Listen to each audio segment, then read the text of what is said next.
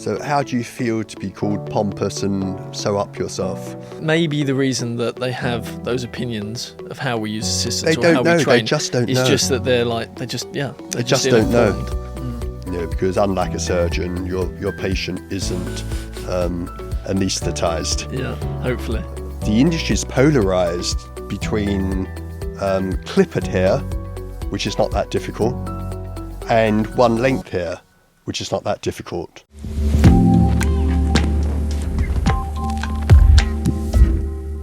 Well, I'm joined today by Mitchell Scott. Some clients think he's my son, a doppelganger perhaps. Mitchell's been with me for 10 years now, since he was 16, and we've worked very closely together with his development. He has risen to a very senior position with us as principal stylist, has looked after our training academy for the apprentices. Mitchell, welcome to our podcast. Thank you very much for having me. I think I'd just like to say that I think I'm the better looking version of undoubtedly of Michael. But yeah, I mean, I think there's definitely a resemblance, but I think a lot of it's more mannerisms. Yeah, I think it's like when you have a dog and the dog ends up looking like you. Maybe. Or maybe you hired me because you thought I looked like you.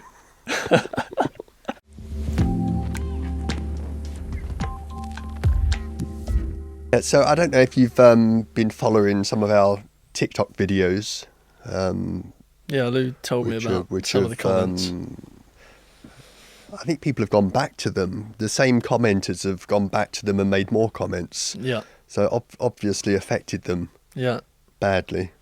So how do you feel to be called pompous and sew up yourself for helping an assistant in their development? Well, that's the way I trained. Mm-hmm. Yeah, that's how I started. So I think we said this before in another video, probably in the same video, that if that was the case, if I felt that way about it, then I'd probably do the opposite to the people who are helping me. I think you said earlier, it's a really bad assistant, someone who's not focused and not very present, can make us look really bad. But if you have a good assistant who you're not really having to tell them everything you want and what's next and no, not that, this, that size, whatever, then they're they're there, but actually most of the focus is still on us. The client's not really focused on them. I think the focus is still very much on us. Yeah, so I mean, in my experience, I've never seen a great stylist come out of a not great assistant. I think the one follows the other. But what do you think makes a great assistant? Someone who's present. Yeah. Someone who's sort of always looking to be one step ahead. Not having to be told, what's next. I mean, at the start, sometimes it takes a while for someone to get into the rhythm, but someone who picks up your style fast. And I think that just takes someone to actually be looking at what you're doing. And reading the flow of work properly. Well, I think that's what helps develop one's skills. You sort of, I mean, when I was helping you, I'm sure I've got a million clients who have said, you've got so many habits that Michael has. And it's just that you're picking up on those things. I'm working with you for I think it was a year and a half, wasn't it? I helped you. Yeah. It's a long time. I was there for 5 days a week. So it's inevitable that I'm going to pick up some of your habits, which are obviously quite good habits. Hopefully only the good ones. Yeah, probably the bad ones as well. But, technically, you want to work with someone and you want to pick up their way of working. Someone who's got a clientele, someone who's had some degree of success. So what do you think's going on for these hairdressers that see it as being slavery, abusive? They've said, I would never do that to an assistant. It's just showboating. There are better ways to train. Yeah. What do you think's going on for those hairdressers that don't want to see a different way? I don't know. Perhaps it's I think they think that we've got a bit of an ego thing. And I think they're probably scared to look like they've got some ego of like having an assistant with them and helping them. I don't know what it is. I mean, what's the alternative?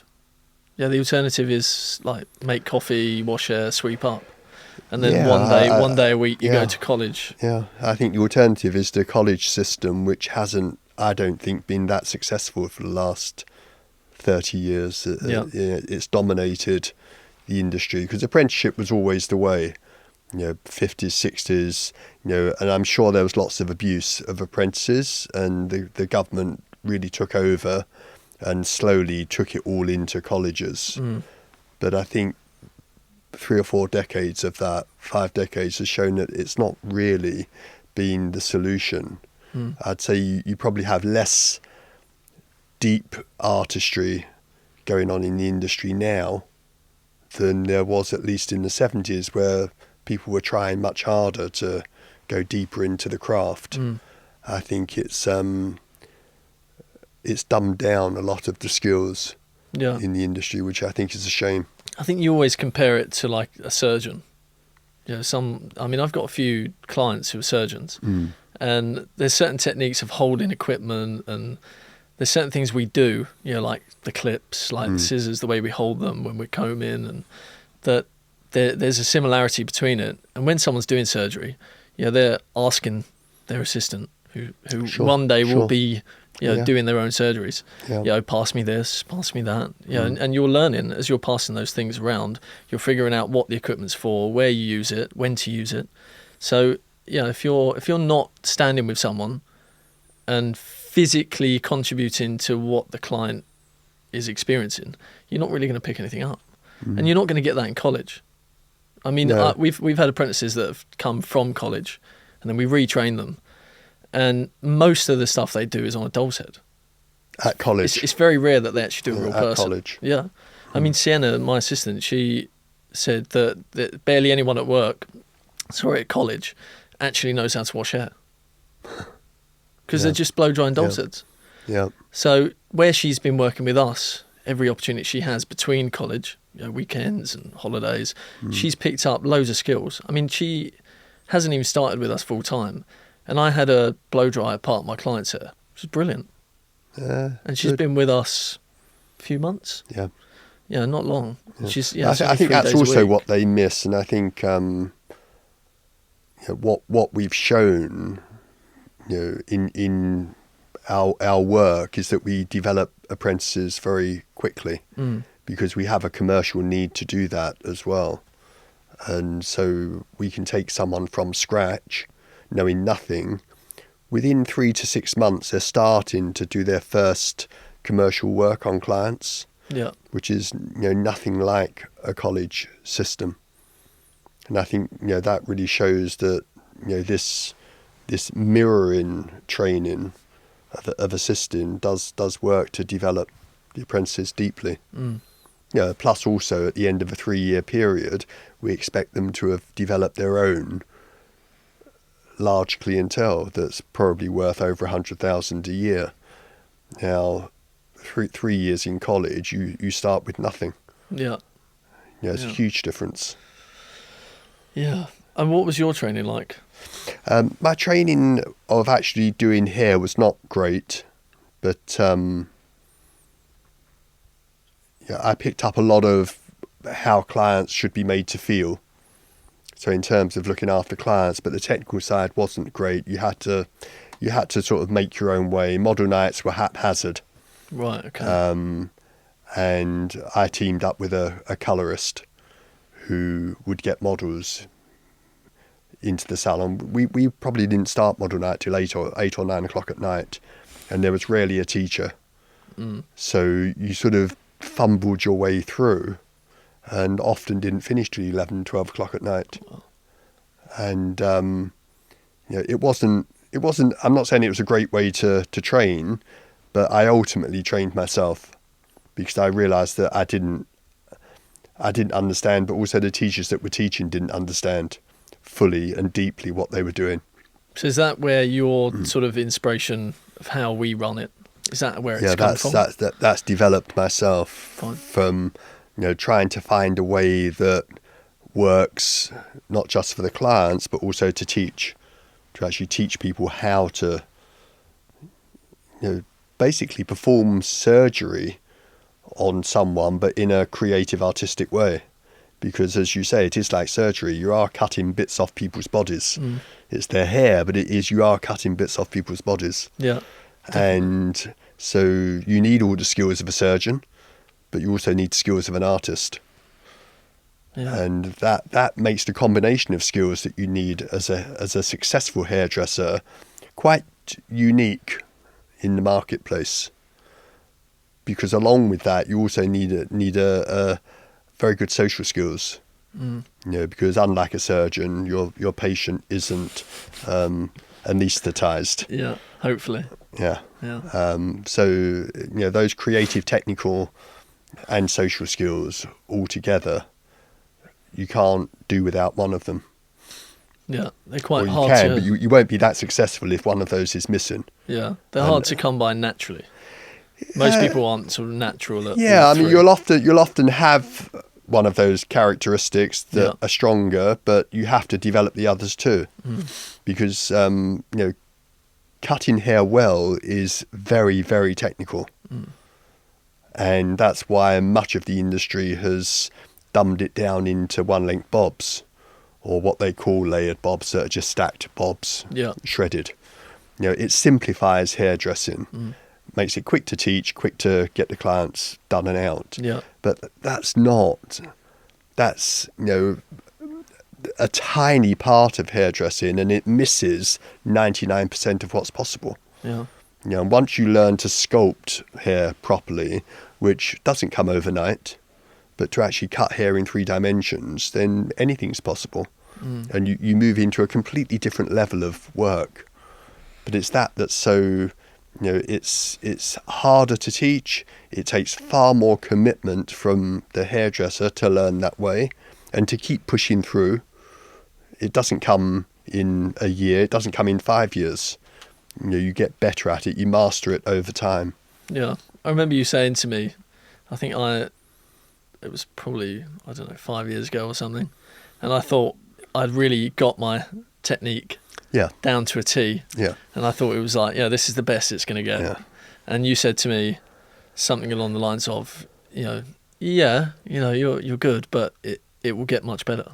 The more you do it, the more you practice. And at the time, you don't really think. You think, Because well, my work's great. You don't know. Yeah. You don't know. You only know what you know. Yeah. And it's only looking back that you realise how little you knew. Yeah. And I'll have it from people that have been with us for 20 years. They only realise at 20 that they really didn't understand it fully at 10 years. Yeah. They've gone deeper and deeper into that. Yeah. Yeah. And that's really the whole point of a career.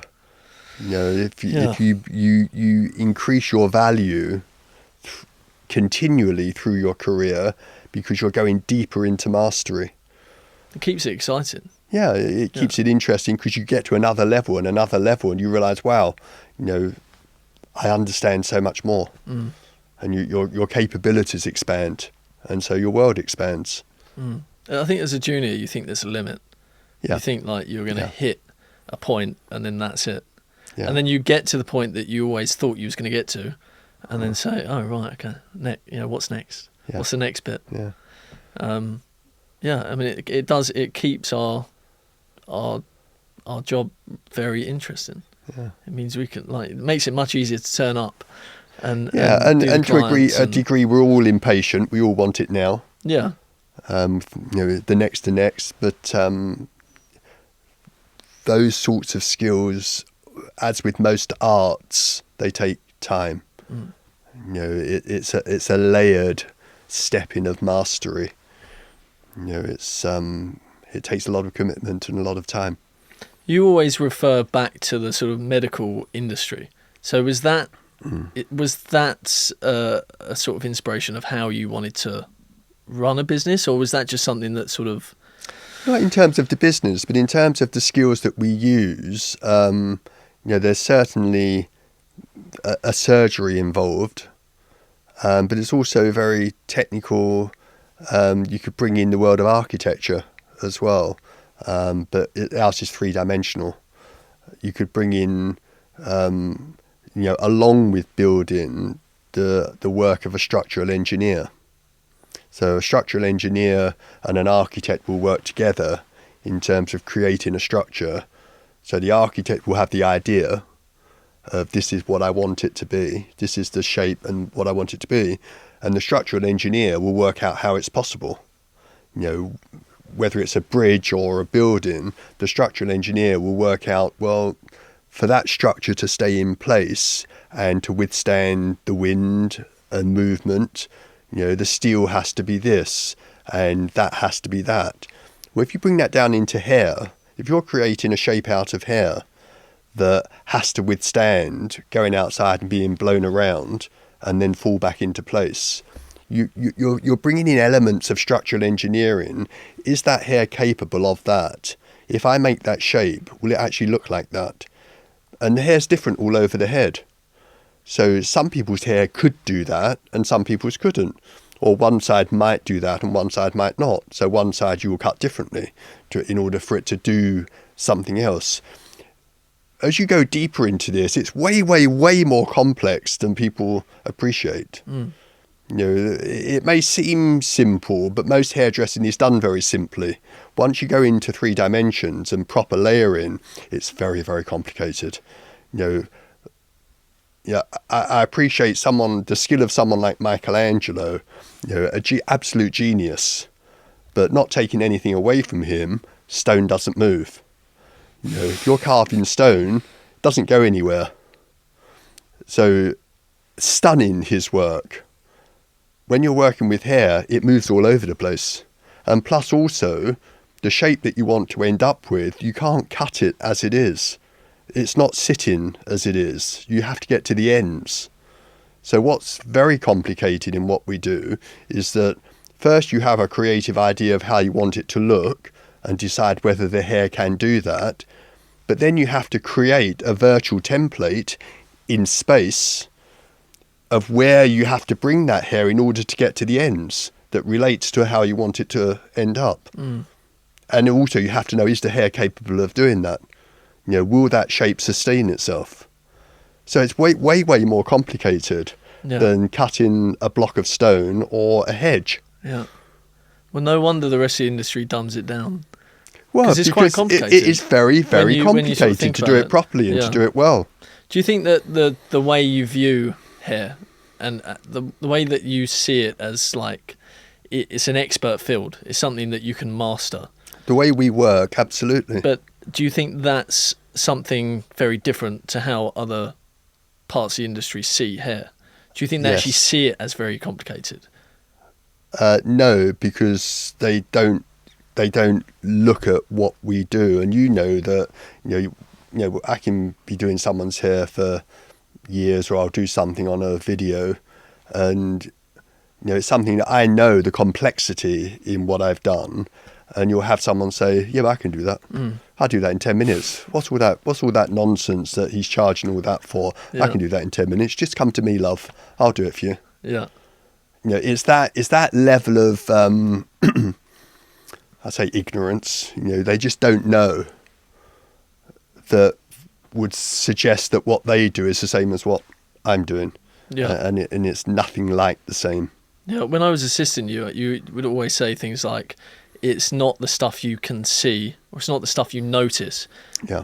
It's the things that you don't notice that make such a big difference between the lower levels and the higher levels. Well, that's right. And for an assistant coming in, they will see a few % of what's important on the first month, first week, first month of their work. And they will think that that's everything there is to see, because their world and their worldview is limited by their understanding. As time goes by, they start to see that there's actually more going on. But still, they're not seeing even half of the picture. You know, even after a year, they're not seeing half of what there is to see. And you have to connect on a very deep level to be open to that information coming in. And that's where a great assistant, you know, commits, and you have a union where there's 2 people working together, and it's almost like a dance, but they're totally committed to what they're doing together. And at that level, they will learn much quicker and they'll take on much more. Because it's almost like they're fully open to what's going on. Yeah. I mean, we're quite lucky to have that sort of knowledge in the salon, but the rest of the industry doesn't have that. So yeah, even if they spend 10, 20 years in a salon, if the people that are teaching them or the people they look up to aren't seeing it in that way, they're never really going to expand. So how do you get the rest of the industry to sort of, on a large scale, I'm sure that's something you've thought about. Very, very difficult. But how do you actually do that? It's very difficult. They've got to come and work for us. Yeah, and you see some of the people we take on, from other countries as well. They're established in their own country, but they know they've got to a level. They've got that self-awareness, and they come and they go through a retraining, and they develop from there. But I think it's only if you really want to go deeper and take that journey that you will make that change. For a lot of people, they're sort of happy or not where they are. And don't want to go through any more training or struggle. Yeah.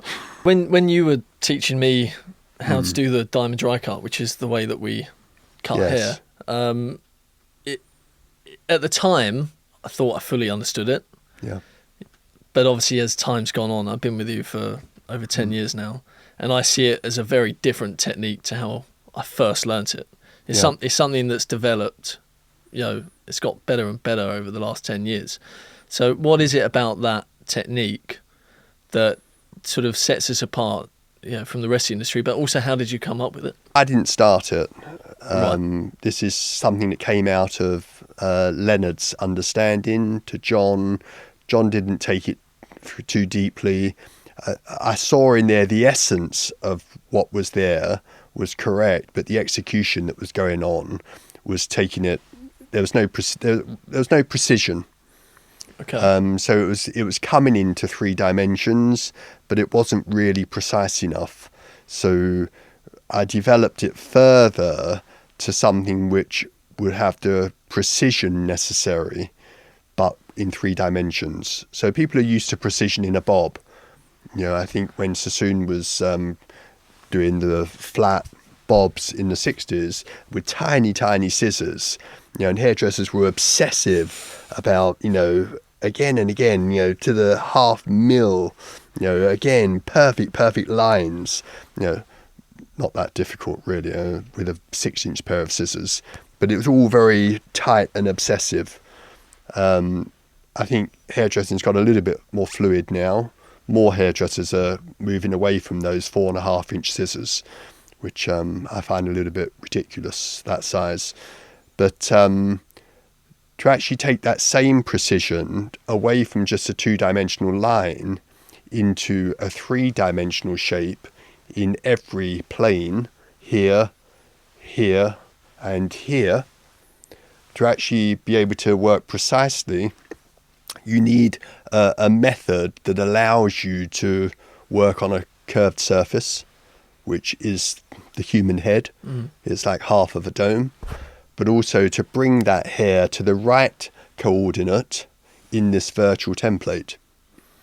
And it's not that the system is complicated. It's very straightforward, and it's the same sectioning pattern for any haircut you're going to do, which I think confuses some people, because a lot of hairdressing methods are, that's the pattern for that haircut, that's the pattern for that haircut. The diamond dry cut method, which is a 3-dimensional sculptural method, it's exactly the same pattern for every haircut, because the pattern's based on the head, not the haircut. Right. The pattern is based on the head, and the diamond section being the way to divide a curved surface in an equal way, which you see in architecture as well. Geodesic domes, diamond pattern around the curves. What changes it is how you bring the hair to your virtual template. That's what changes the shape that you end up with. Where you bring it to, how much you layer, how much you don't layer, but the virtual template is what changes. And that's the creative judgment in your mind's eye. What's the virtual template? It's like spatial geometry. You're creating that spatial geometry. But the sectioning is based on the head, never changes. So it's actually a very simple system. Why it takes time to learn is because the actual art of being able to bring hair perfectly with the correct tension from the head to the point that you're choosing, that takes a lot of skill. And it's something which, I've said in training, people think cutting hair is what they have to master.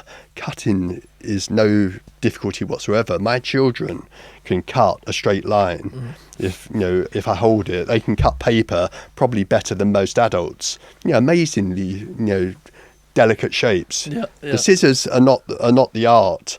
The art is to comb. Yeah. The art is bringing the hair, the correct section of hair, bringing the hair to this point in this virtual template perfectly under tension. And then whatever's there is not difficult to cut. Anyone can do that with a pair of scissors. But you have to do the right piece. And that's all to do with the combing. And it's that skill which does take years of mastery that confuses people into thinking that the method's complicated. The method's not complicated. The method's really simple. Doesn't change. But the creative judgment and then the technical ability to bring it to this virtual template that you've created, that's what takes time. I think a lot of hairdressers can visualize that on short hair. Because It's you easier, can literally get it it's to stand easier on up. short hair. But with long hair, you're having to visualize the hair literally standing on end. It's almost. true. It's true, it's interesting you say that because like with short men's hair, if it's that far from the head, it's less difficult to bring the hair from here to here. Yeah. You can sort of get your head around that. Although even now, a lot of hairdressers don't even go there. If you see it the way a lot of men's hair's gone, it's gone clippers, and the top's not even layered properly. No. Because they're not taught about layering. They'll thin it a bit, but actually it's much more clippers. So yes, the industry's polarized between clippered hair, which is not that difficult, and one length hair, which is not that difficult. But everything in between, the beauty of hairdressing lies in between, because that's this entire smorgasbord of choice. Of anything that your mind's eye can see, you can create. Yeah. But that takes a lot of skill, and that's where the diamond dry cut comes in. Yeah. I mean, it's a very impactful technique to see. But I would say working on longer hair, it's way more impressive to the person because what they're used to, like whenever you get a new client, generally it is like an A-line, one length that's haircut, right. and then maybe one halfway up. Pyramid hair. Yeah, and then like a couple of bits at the front. Yeah. And sort of 9 times out of 10, if it's long hair, it looks like that. Yeah. And so when we do our technique, it's something we do on a daily basis. But when the client walks out, they're amazed. They just thought they had crap hair. It sort of takes us back to the comments on that on the assistant video. It's like maybe the reason that they have those opinions of how we use assistants or how we train they just don't know. It's just that they just don't know. Or they don't understand where what perspective you're coming from when it comes to the training. They just they see it as it is on there, but then they're not really understanding how much more goes into it, how much more thought goes into it. Yeah. I mean it. But also clients aren't stupid. No. When they dismiss people paying the prices that we need to charge, which are professional prices, they say, because it's in West One, or, because it's a fancy salon. Well, no, it's not. People aren't that stupid. To them, the client gets something that they value. They know it's at another level, it's special, it works for them, makes them look better, their hair easier to manage, and their hair lasts longer. And that's why they come back again and again and again for decades. No one, you can't rip people off and then buy it year after year after year. It's good value to the client, even though the prices are high. Let's wrap that up for now. We can continue in a later podcast. Brilliant. Thank you.